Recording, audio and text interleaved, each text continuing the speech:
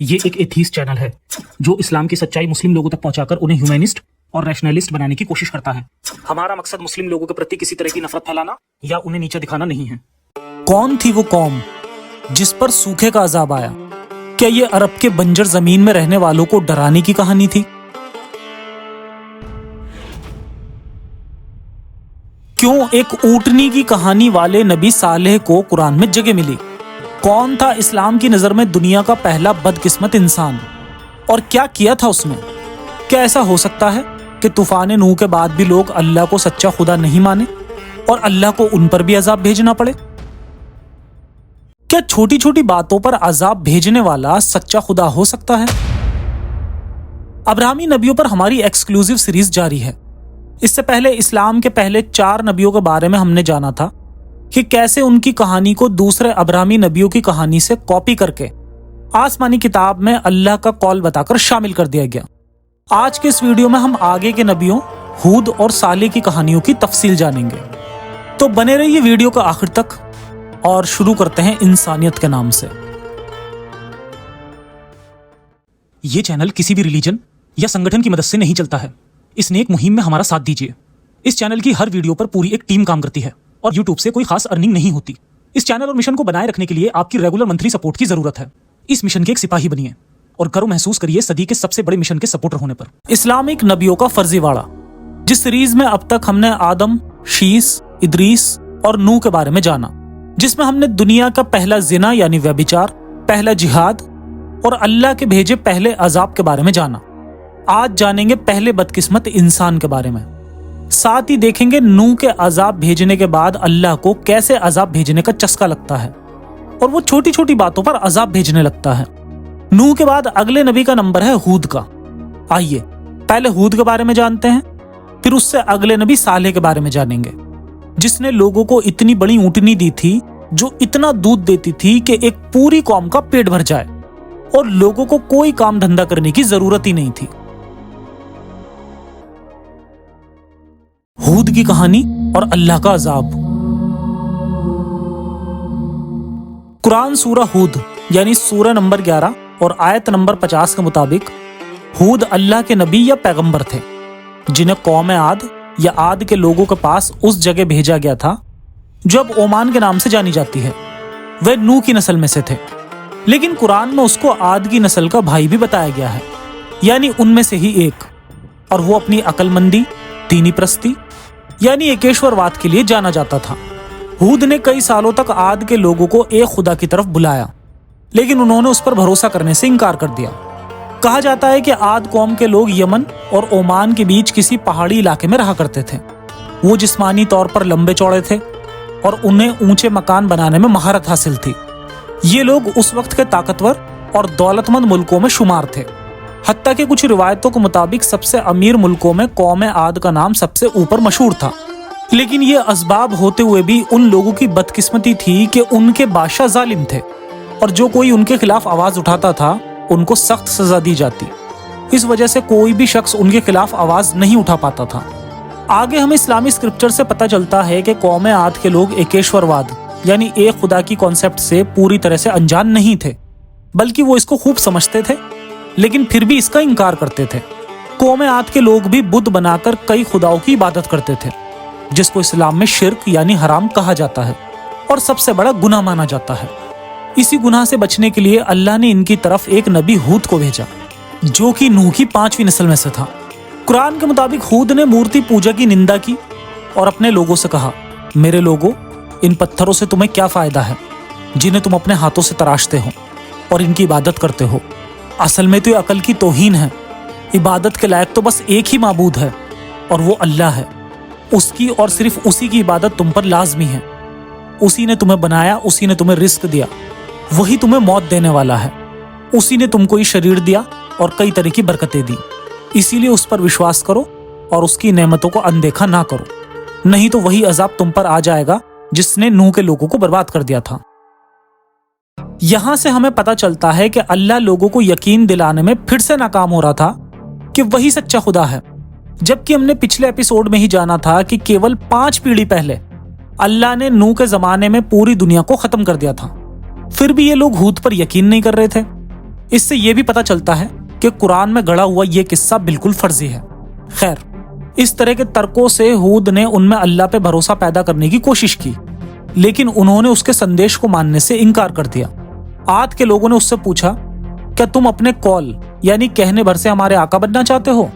روایتوں کے مطابق ہود نے انہیں یہ سمجھانے کی کوشش کی کہ وہ اللہ سے اپنا نیکیوں کا بدلہ وصول کریں گے۔ ہود نے ان سے کچھ بھی نہیں مانگا سوائے اس کے کہ وہ حق کی روشنی میں سروبار ہو جائیں۔ لیکن عاد کے لوگوں نے کہا، اے ہود، تم ہمارے پاس کوئی ثبوت نہیں لائے ہو، اور ہم تمہارے کہنے پر اپنے خداؤں کو نہیں چھوڑیں گے، اور ہم تم پر بھروسہ نہیں کرتے۔ ہم تو کہتے ہیں کہ تجھے پاگل پن کے دورے پڑتے ہیں اور تم مجنون ہو۔ کہانی کے مطابق ہی دیکھا جائے تو یہاں ان لوگوں کی بات میں کلیئر لاجک نظر آ رہا ہے کہ وہ لوگ صرف ثبوت مانگ رہے ہیں کہ ہود اللہ کی طرف سے بھیجا ہوا پیغمبر ہے، اور اس میں کوئی برائی بھی نہیں ہے کیونکہ یہ بڑا کلیم تھا، اور بڑے کلیم کو ثبوت بھی بڑے چاہیے ہوتے ہیں۔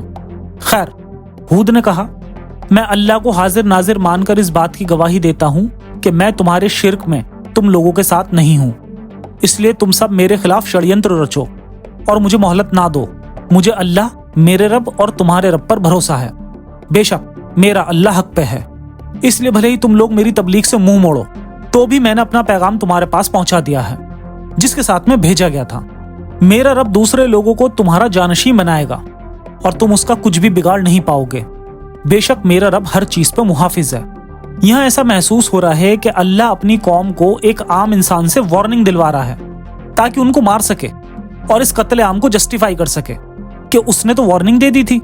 یہاں صاف ہے کہ اللہ نے کوئی بھی ثبوت یا چمتکار نہیں دکھایا جس سے ان لوگوں کو ہود پر بھروسہ ہو پائے۔ کہانی کو دیکھ کر پتہ چل رہا ہے کہ لیکھک چاہتا ہے کہ کہانی سننے والے بھی چپ چاپ بنا ثبوت مانگے ایمان لے آئیں۔ خیر، اس طرح سے ہود نے عاد کے لوگوں کو کئی بار سمجھانے کی کوشش کی، کیسے اللہ نے انہیں نوح کا جانشین بنایا، کیسے اس نے انہیں طاقت دی، اور کیسے اس نے مٹی کو زندہ کرنے کے لیے بارش بھیجی۔ پر زمین پر سب سے طاقتور ہونے کے گھمنڈ میں چور لوگ اس بات کو سن کر اور زیادہ گھمنڈی اور ضدی ہوتے گئے۔ اس پرکار انہوں نے ہود سے بہت بحث کی۔ انہوں نے پوچھا، اے ہود، کیا تم یہ کہہ رہے ہو کہ مرنے اور مٹی میں مل جانے کے بعد ہم پھر سے اٹھائے جائیں گے؟ ہود نے کہا، ہاں، تم قیامت کے دن اٹھائے جاؤ گے اور تم میں سے ہر ایک سے سوال پوچھا جائے گا کہ تم نے کیا کیا۔ ہود کے سرداروں نے پوچھا، کیا یہ عجیب بات نہیں ہے کہ اللہ نے اپنا پیغام پہنچانے کے لیے ہم میں سے کسی ایک کو چنا؟ ہود نے جواب دیا، اس میں عجیب کیا ہے؟ اللہ تمہیں دین حق کے راستے پہ چلانا چاہتا ہے، اس لیے اس نے مجھے تم لوگوں کو خبردار کرنے کے لیے بھیجا ہے۔ نوح کے سیلاب کی کہانی سے تم انجان نہیں ہو، اس لیے جو کچھ ہوا اسے بھولنا مت۔ سبھی کافروں کو ختم کر دیا گیا، چاہے وہ کتنے بھی طاقتور کیوں نہ ہوں۔ پر ہود کے لوگوں نے اس کا مذاق اڑاتے ہوئے کہا، ہمارے خدا ہمیں بچا لیں گے۔ اس کے بعد ہود نے اللہ سے لوگوں پر عذاب لانے کی دعا کی، یعنی ہود نے بھی اللہ سے ایک بار بھی یہ نہیں کہا کہ ان کو ہدایت دینے کے لیے کوئی بڑا چمتکار ہی دکھا دے، سیدھا عذاب لانے کی بد دعا کر دی، جو کہ پوری طرح اللاجیکل ہے۔ اور اس سے صاف پتہ چلتا ہے کہ اس کہانی کے ذریعے محمد لوگوں کو ڈرانے کی کوشش کر رہے تھے کہ ان کی بات بھی بنا ثبوت کے مان لی جائے۔ خیر، قرآن کے مطابق ہود اور اس کے لوگ اللہ کے عذاب کے انتظار میں رہے۔ وقت بیتنے کے ساتھ ہی اس پورے علاقے میں سوکھا پھیل گیا کیونکہ آسمان سے لمبے سمے تک بارش نہ ہوئی۔ سورج نے ریگستان کی ریت کو جھلسا دیا۔ ہود سے جب لوگوں نے سوال کیا تو اس نے اللہ کا عذاب بتایا اور انہیں دھمکی دی کہ اگر انہوں نے اپنے گناہوں سے توبہ کر لی تو آسمان بارش کر دے گا اور تم لوگ اللہ کے قہر سے بچ جاؤ گے۔ لیکن لوگوں نے پھر اسے مذاق میں اڑا دیا۔ اب یہاں ذرا دھیان دیں کہ یہاں بھی اللہ نے کوئی ایسا بڑا چمتکار نہیں کر کے دکھایا جس سے وہ لوگ ایمان لا پاتے، جیسا عیسیٰ کو مردوں کو زندہ کرنے کا چمتکار یا موسیٰ کی چھڑی سے سانپ بنانے کا چمتکار، جو کہ بعد کے قصوں میں دوسرے نبیوں کو دیے گئے ہیں۔ لیکن نہیں، یہاں ہود کے کیس میں کیول سوکھا ہی لایا، جو کہ عام بات تھی۔ خیر، اس کے کچھ وقت بعد ایک دن آسمان کو بادلوں نے گھیر لیا۔ ہود کے لوگ بہت خوش ہوئے اور اپنے خداؤں کو یاد کرنے لگے، لیکن تبھی بادل چھٹ گئے اور موسم اچانک گرم سے کڑکڑاتی ٹھنڈ میں بدل گیا۔ تیز سرد ہواؤں نے پوری قوم عاد کو ختم کر دیا۔ اس طرح سے اس طوفان نے پورے علاقے کو ہی کھنڈر میں تبدیل کر دیا، اور یہ طوفان تب تک جاری رہا جب تک کہ سارے کافر ریگستان کی ریت میں سما نہیں گئے۔ اب یہاں سے ہمیں پتہ چلتا ہے کہ اللہ کتنا بڑا سائیکو کریکٹر ہے۔ ابھی 3-4 پیڑھی پیچھے ہی پوری دنیا کو ختم کر دیا تھا اور صرف نوح کی اولاد ہی بچی تھی، اور اب اسی اولاد کی پوری قوم کو پھر سے ختم کر دیا، اور وارننگ کے نام پر چمتکار دکھایا بھی تو سوکھا، جو کہ بہت ہی عام بات ہے۔ خیر، صرف ہود اور اس کے ماننے والے محفوظ رہے वो सारे लोग हजरामूत, जो आज ईस्टर्न यमन में है, चले गए और वहां अमन से रहने लगे और अपने हकीकी खुदा अल्लाह की इबादत करने लगे। इस कहानी से हमें पता चलता है कि अल्लाह यमन के एक छोटे से हिस्से में रहने वाली कौम पर सूखे का अजाब लाता है, जिसकी खबर दुनिया के किसी और इलाके के लोगों को होती ही नहीं, और ना ही किसी सभ्यता ने सूखे या इस अजाब का जिक्र ही अपने इतिहास में लिखा।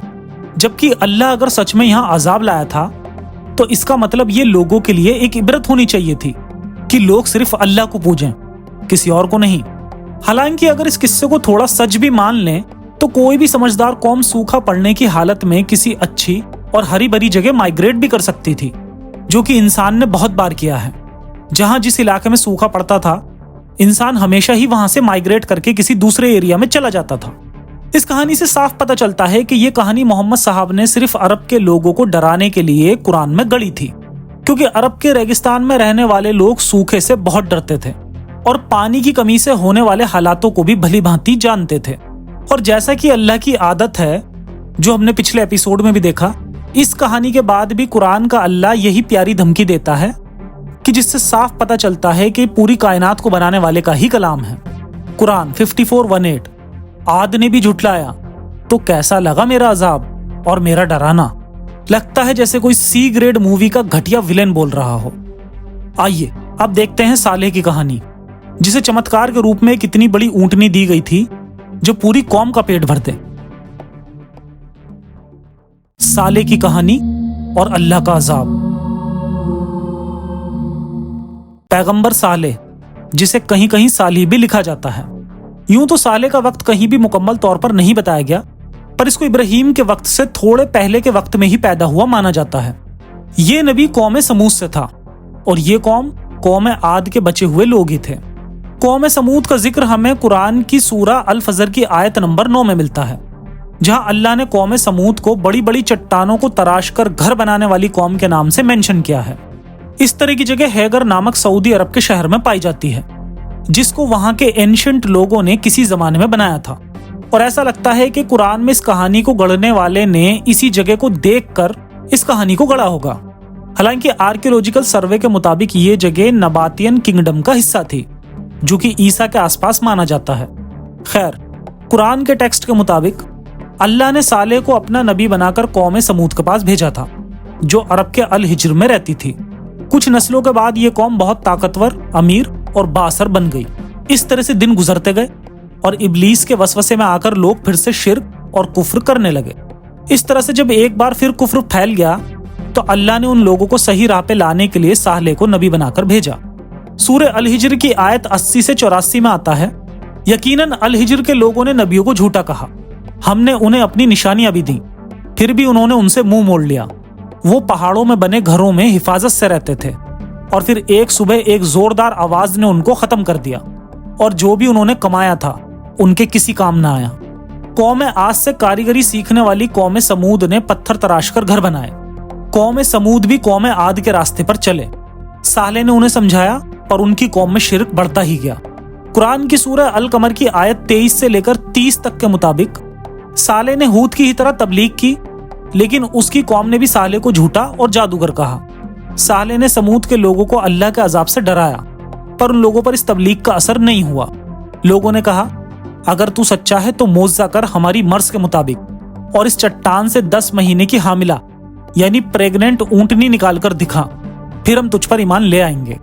अभी तक तो अल्लाह सिर्फ सूखा पड़ने जैसे मोज़े कर रहा था, लेकिन इस कहानी के मुताबिक अब की बार अल्लाह ने डिसाइड किया कि इनका बताया मोज़ा करके देखा जाए। और इनकी डिमांड के मुताबिक अल्लाह ने सालेह के जरिए पहाड़ से वैसी ही ऊंटनी निकालकर दिखा दी जैसी कि उन्होंने डिमांड की थी। कहा जाता है कि समूद की कौम के पास एक पानी का तालाब भी था, जिससे वो लोग अपनी पानी की जरूरतों को पूरा करते थे। सालेह ने उन्हें ऊंटनी देते हुए कहा कि इस तालाब का पानी एक दिन तुम्हारा होगा और दूसरे दिन ऊंटनी का होगा। जिस दिन ऊंटनी पानी पिएगी उस दिन तुम लोग नहीं पियोगे, लेकिन उस दिन ऊंटनी तुम्हें इतना दूध देगी जो सबके लिए पूरा हो जाए। फिर अगले दिन ऊंटनी पानी नहीं पिएगी, तब तुम लोग पानी पी सकते हो। कुरान के मुताबिक उन लोगों ने ऊंटनी को पानी पीने से रोका, जो कि हमें कुरान की सूरह अश-शम्स की आयत 13 से पता चलता है। खैर, वो लोग इतना बड़ा चमत्कार देखकर भी अल्लाह को खुदा नहीं मानते, और जबकि पत्थर की मूर्तियों जिन्होंने उन्हें कुछ नहीं दिया उनको खुदा मानते हैं, जो अपने आप में ही इतना स्टूपिड लॉजिक है कि इस कहानी के सच्चे होने पर बहुत बड़े सवाल खड़े कर देता है। खैर, बकौल कुरान वे लोग मोज़ा देखने के बाद भी ईमान ना लाए। कौम समूद ने फिर भी अल्लाह के दीन को ठुकराया। इस तरह से कौम के सरदारों ने साले की ऊँटनी से छुटकारा पाने की साजिश की और इस काम के लिए कुदार बिन सलीफ नाम के आदमी को चुना। कुदार बिन सालिफ ने अपने एक साथी के साथ मिलकर ऊँटनी को कत्ल कर दिया और उसका और उसके बच्चे का गोश्त पकाकर खा गए। सूरह कमर की आयत 29 और 30 से पता चलता है मोहम्मद ने कुदार को सबसे पहला बदबख्त कहा, यानी दुनिया का पहला बदकिस्मत इंसान। बुखारी की एक हदीस से पता चलता है कि मोहम्मद साहब ने अपने खिताब में इस ऊँटनी और इसे मार डालने वाले का जिक्र किया। इसके बाद उन्होंने साले को मारने का प्लान बनाया, लेकिन इससे पहले ही अल्लाह का अजाब नाजिल हो गया। जब उन्होंने पहाड़ी की चोटी पर चढ़ना चाहा तो एक तेज जलजले से हुई पत्थरों की बारिश ने उन सबका काम तमाम कर दिया।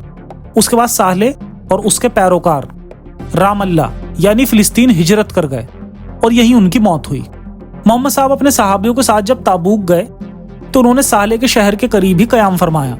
सहाबियों ने कौम समूद के कुओं से पानी पी लिया। उनके बर्तनों में खाना बनाना चाहा तो रसूल ने फरमाया कि इन कुओं से जो पानी लिया है उसे बहा दो और बर्तन तोड़ दो। मोहम्मद साहब ने यह कहकर उन्हें डराया कि कहीं तुम लोग भी कौम समूद के रास्ते पे ना चल पड़ो। कुरान में कौम समूद का किस्सा 26 बार आया है। आज की कहानियों से हमें पता चलता है कि मोहम्मद साहब ने हूद की स्टोरी कुरान में इसलिए रखी क्योंकि इस कहानी के जरिए वो लोगों को ये मैसेज देना चाहते थे कि कोई नबी बिना चमत्कार दिखाए भी नबी हो सकता है और उसकी बात ना मानने पर आजाब आ जाएगा। यहाँ नबी ने सूखा लाने का एग्जाम्पल इसलिए रखा ताकि वो बंजर अरबिक रेगिस्तान के लोगों को सूखा पड़ने के डर से डरा सकें, जिन लोगों के लिए ये पहले से ही एक बड़ा डर था। दूसरी कहानी में हमें कुछ भी लॉजिकल नहीं दिखता। लगता है ये कहानी सिर्फ इसलिए जोड़ी गई थी क्योंकि ये मोहम्मद साहब के पास ही के एक शहर हैगर से जुड़ी हुई कहानी थी। अक्सर लोग उन कहानियों को सच मानते हैं जिनके अवशेष उन्हें मिलते हैं, जबकि वो ये भूल जाते हैं कि कुछ अवशेषों को देखकर भी कहानियां लिखी जाती हैं। इस तरह से हैगर शहर में पहाड़ों को काट काट कर बनाए गए घरों को देखकर जब किसी ने साले की कहानी गढ़ी तो मोहम्मद साहब ने उसको भी ऑथेंटिसिटी देते हुए कुरान का हिस्सा बना दिया। कोई भी आर्कियोलॉजिकल एविडेंस ऐसा नहीं मिला जो अल्लाह और मोहम्मद की इस कहानी को सच साबित कर पाए, जैसे बहुत बड़ी ऊँटनी का अवशेष मिलना। अगर अल्लाह इंसान को ऐसा कुछ दिखा देता तो ये कहानी सच्ची साबित हो जाती, लेकिन आर्कियोलॉजिकल एविडेंस मिले भी इस बात के कि वो पहाड़ काट कर जो घर बनाने वाले लोग थे वो नबातियन किंगडम के थे, जो कि ईसा के वक्त के आसपास की घटना थी। क्या इन सब के बाद भी आपको लगता है कि कुरान की स्टोरीज में कोई दम है? अगर आपका जवाब हाँ में है तो समझ लीजिए कि आपने ईमान का सौदा अकल से कर दिया है। बने रहिए सीरीज के साथ और बहुत जल्दी मिलेंगे ऐसे ही अगले नबी की हवा हवाई कहानी लेकर। अपना ख्याल रखें। इंसानियत हाफिज।